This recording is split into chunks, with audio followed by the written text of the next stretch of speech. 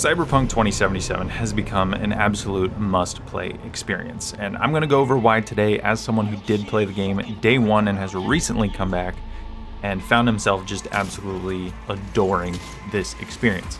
Now without further ado, remember if you do enjoy today's video, don't forget to leave it a nice, thick and juicy like as always. Of course, if you enjoy this kind of content, you want more like it, be sure to hit that big red sexy subscribe button right underneath the video. Also got to thank my channel members. You guys help make these videos possible. If you don't join, get access to the exclusive perks that they get, and be sure to check out that blue join button. Anyway, let's begin. I think the first thing you're going to notice when jumping back into Cyberpunk 2077, if you were a day one player like me and decided to leave, uninstall, and come back 2 years later, or if you're someone jumping in for the very first time, is going to be the open world. Now, there are a variety of experiences to be had, but the first thing you're going to notice is just how stunning this game is. And honestly, I definitely recommend going in, turning off the HUD for a minute and just walking around the streets or walking around the desert, wherever you happen to be at this time, and just take in the world, the experiences, the sights, the sounds, the crazy people, the cars. Just take it all in, because this is one of the most unique worlds you're going to come across in gaming. And not only is it gorgeous, but there are plenty of experiences to come across. Whether it's a crazy guy talking about the end of the world because people have cybernetics and whatnot, and he's 100% organic and all that kind of stuff. And you know what? He's just the craziest person in this whole darn city.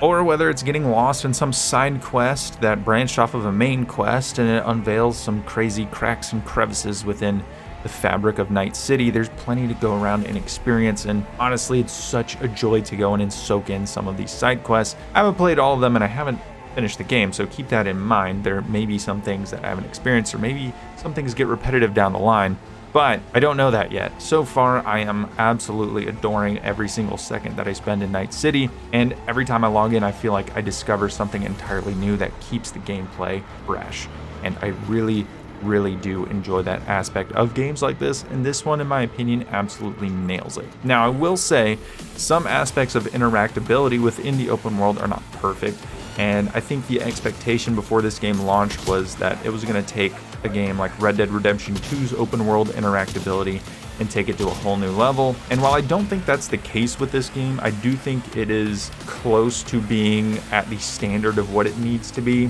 It's not quite there, it's not perfect, and I think if they introduce some new things, maybe with the new DLC that's coming out, that may overhaul some things, since that will be PC and next-gen consoles only. Maybe that will introduce some new mechanics or some new interactability with the open world, but so far it's serviceable for what it's supposed to be. Regardless, I'm having an incredible time just soaking in the world of Cyberpunk 2077. Now, within this fantastic open world, you want to make sure that there's some good gameplay. While I've touched on a little bit of the interactability, some of the missions, and some of the decision making that goes into this open world, you have to consider the gameplay. And there is a lot of good aspects to the gameplay. I do think things like stealth and hacking are, of course, the encouraged playstyle. I think that's kind of the meta of 2077, being able to hack around, make things happen, and you can jump into combat if you get caught. I think it does encourage a bit more on the stealthy side, more so than the kind of very physical, brawny, beat everyone up face-to-face kind of combat, but you can do either one, and both have been viable for me so far. So far, my character is a little bit more well-rounded. So I've been doing a little bit of everything, and so far each thing seems to have its perks and each thing seems to have its drawbacks. There are definitely certain missions that feel like they require more of one approach than another. And again, that's kind of why I'm leaning towards a more well-rounded loadout, because that way I can approach really anything and be at least serviceable in any one particular area. But that being said, if you were to lean really hard into one particular area, if you wanted to be a super hacker, or you wanted to be this physical, brawny, beat 'em up, next Atom Smasher type of guy, you can do those kinds of things, and it can be very fun to engage in the combat. Speaking of the combat, I have to say the combat is fantastic in this game. It definitely feels like a lot of familiar mechanics from first-person shooters have been brought in, and personally, my expectation when I initially played this game was going to be, it's going to be kind of a little spongy, maybe not the most impactful combat. Maybe I'll just kind of be the thing that I run through just so I can get the story, but I've honestly really been enjoying it. The different weapons offer different satisfying ways to use them, and not every pistol or SMG or rifle is going to act the same way. You have things like smart weapons where the bullets can curve around corners and hit the target that you've locked onto, or you have power weapons that can fire more powerful projectiles. There's lots of cool ways and unique twists to the combat that are very satisfying to use. There's nothing like grabbing a shotgun for the first time and watching someone just get blown back, or grabbing a katana and hopping into melee combat and being able to slash away. It's very, very fun and very, very satisfying. And I am honestly blown away because I didn't think it was going to be like this. Things like the slider in the game, so if you like FPS games, you can slide around, kind of run and gun, get real crazy with it, combine it with some of your abilities as a hacker. You have a lot at your disposal to have a great time when fighting in this game. Now, the stealth, I will say, I think could use a little bit of work. I do like that you can kind of step out and there is a spotting meter for guards, and that there's different ways to hack around guards, and that's really the main part of the stealth. I would like the ability to move guards, because it feels like once the meter fills up enough, they don't come looking, they just they're on red alert as soon as the bar fills up. A lot of stealth games, you'll be able to go in and you can move guards by sticking out just a little bit to where they want to investigate an area, and then they'll sort of move to where you want them to, and you can go around them, or it can open up a kill. There's little mechanics like that, and I think this game could really benefit from something like that. And so far in my experience, I haven't been able to experience that level of stealth gameplay, but with the added ability to hack into cameras, to hack into these individual soldiers, create other distractions, I think it can lean a little bit more on that. But that would be a nice mechanic to have, to just give you another tool when going in stealth, because there are quite a few situations, especially early on, where you're going to want to be a little bit more secretive, a little bit more sneaky, a little bit stealthy. And I don't know, I would just like to see that aspect added to the gameplay. Outside of the world and the gameplay, though, let's talk about the story. And not just the main story, I also want to talk about some of the side stories. So far, it has held my interest, and I'm not going to go into spoilers here, but I have really enjoyed it. The intro it's not too long, it's close to being too long, but it is a decently long intro, but it holds your interest the entire time. I felt completely engaged.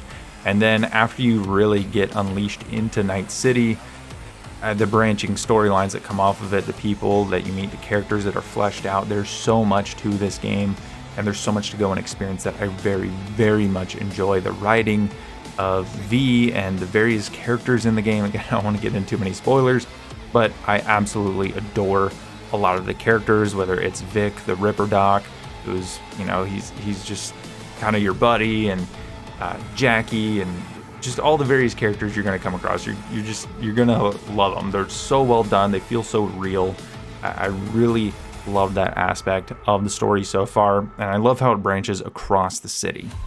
Now, of course, this is a bit of an RPG, and that means you are going to have quite a few choices to make along the way. And I will say the choices do feel impactful pretty much right off the bat.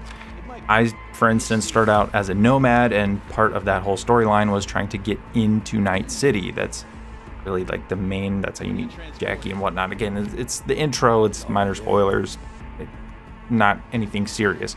But basically, you're trying to get into Night City, and there's various choices you have to make as to whether getting into Night City is going to go smoothly, or if it's going to result in a pretty wild ride getting into that city.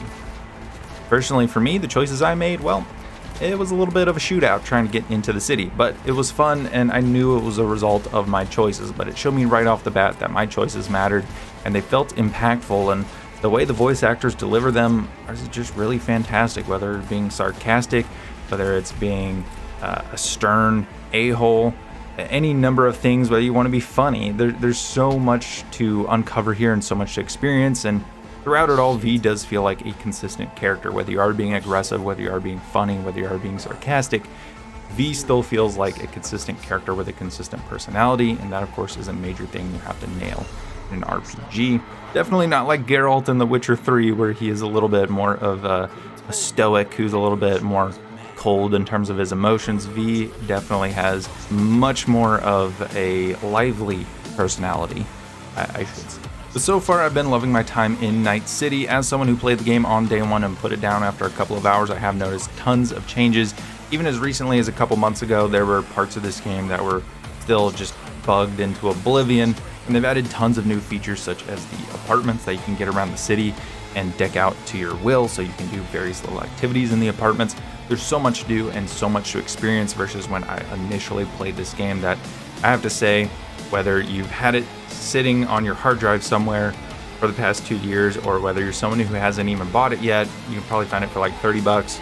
This game is an absolute must play, and I just know that if you like, whether it's just open world games or even if you like first person shooter type of games, I think you're going to absolutely adore this specific game. Anyway, let me know down below what you guys think, and I will see you guys in the next video.